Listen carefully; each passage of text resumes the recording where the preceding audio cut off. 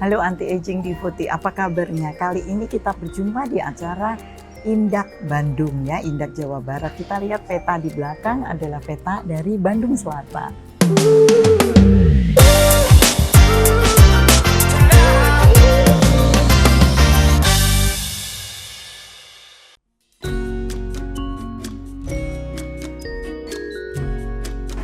Oh, sebelumnya nama saya Dr. Maya Suryajaya, saya dokter spesialis gizi klinik dan saya juga mendalami anti-aging medicine sehingga kita memberikan penanganan kepada pasien lebih secara holistik dan integrated. Jadi tidak hanya to the point-nya saja, tapi kita juga mencari root cause dari disease-nya. Untuk yang belum subscribe, silahkan subscribe dan share juga dan like untuk konten-konten ilmiah yang tanpa promosi. Jadi sebetulnya itu bukan tren diet ya Mas, itu adalah sekarang ini ada gelombang baru yang masuk ke Indonesia. Nah gelombangnya apa? Nextnya.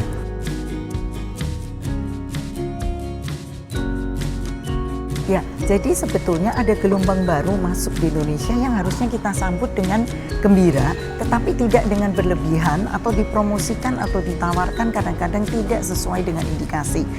Jadi ada obat suntik yang masuk ya untuk seminggu sekali yang adalah merupakan semaglutide 24 yang tadinya dengan nama dagangnya Ozempic, kemudian sekarang muncul dengan indikasi untuk obesitas dengan nama dagang Wegovy.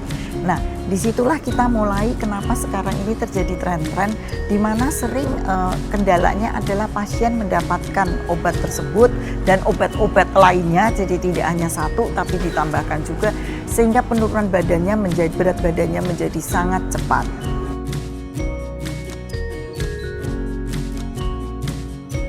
Dengan berlomba-lomba mencapai penurunan dengan 2 digit ya.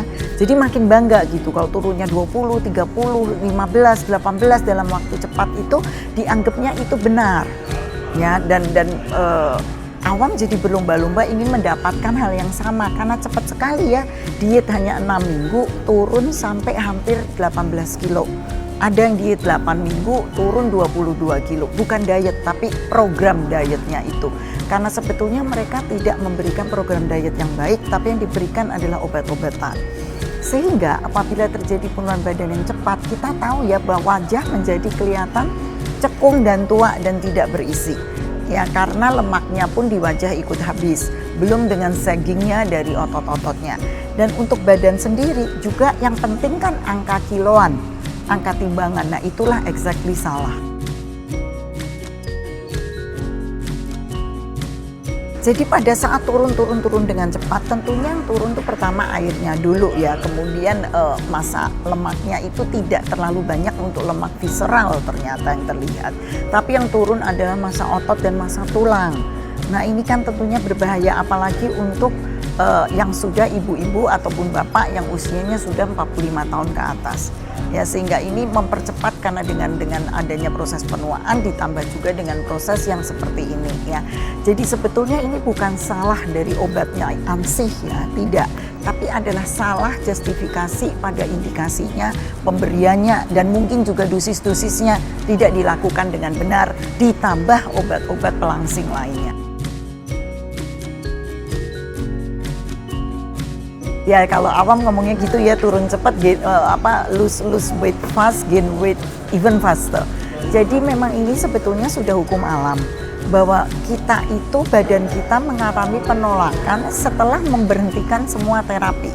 Itu yang namanya rebound ya. Jadi rebound lagi, bounce back dan menjadi naik lagi. Jadi biasanya yang turun sudah drastis cepat ini dengan massa visceral yang tidak terlalu banyak turun, kemudian akan naik lagi dengan cepat.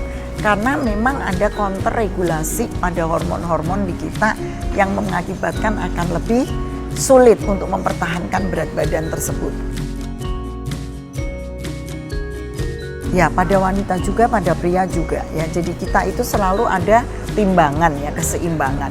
Dan pada saat keseimbangan ini tidak terjadi, ya ditekan dengan sangat cepat, dia juga akan bounce back untuk lebih cepat lagi. Ya, jadi misalnya hormon-hormon lapar, hormon-hormon kenyang itu jadi terganggu keseimbangannya.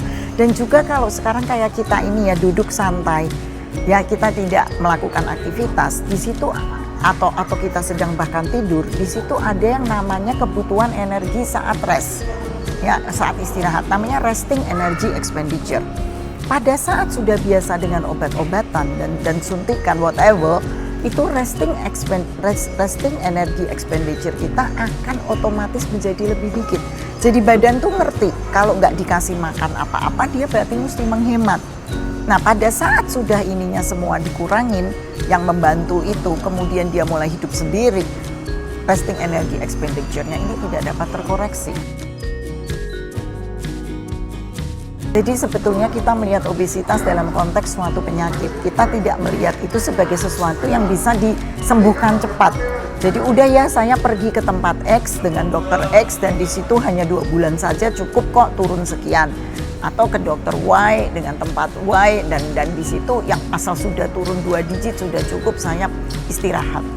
Ya itu yang sering terjadi miskonsepsi dengan pasien-pasien sekarang. Tentunya iya, karena sebetulnya kalau kita hanya masih bicara makanan, itu masih oke ya. Orang akan melakukan diet-dietnya tersendiri. Tetapi yang dikhawatirkan adalah pada saat dia mengkonsumsi diet tersebut, dia lupa perbandingan antara makronutrien tadi, karbohidrat, lemak, dan protein. Ya, karena tidak semua orang cocok dengan diet tinggi protein. Misalnya karbohidrat dimusuhin, nasi dimusuhin, semua dimusuhin, tapi ternyata sebetulnya dia tidak cocok dengan diet tinggi protein. Yang paling penting untuk diingat adalah ada target penurunan berat badan secara pelan dan bertahap dengan mempertahankan massa lemak dan mengurangi massa lemak visceral. Jadi tidak melulu bawa timbangan kemudian ditimbang. Seperti itu ya, semuanya lebih complicated dari itu. Silahkan pergi ke tempat yang betul-betul dedicated untuk ini ya, dan tidak hanya dengar temannya bilang bahwa oh kalau ke situ turunnya cepat, oh kalau ke situ kita bisa dalam 2 bulan turun sekian kilo. Saya rasa itu adalah bukan suatu penyampaian yang benar. Demikian anti-aging B40, karena kita tidak hanya ingin tampil cantik dan menarik, tapi kita ingin juga mendapatkan kesehatan yang optimum. Ya marilah kita sedikit lebih bijak dalam mengantisipasi apapun yang terjadi sekarang ini dengan perkembangan yang maju di dunia kedokteran. Terima kasih, sampai jumpa di episode berikutnya. Bye-bye for now.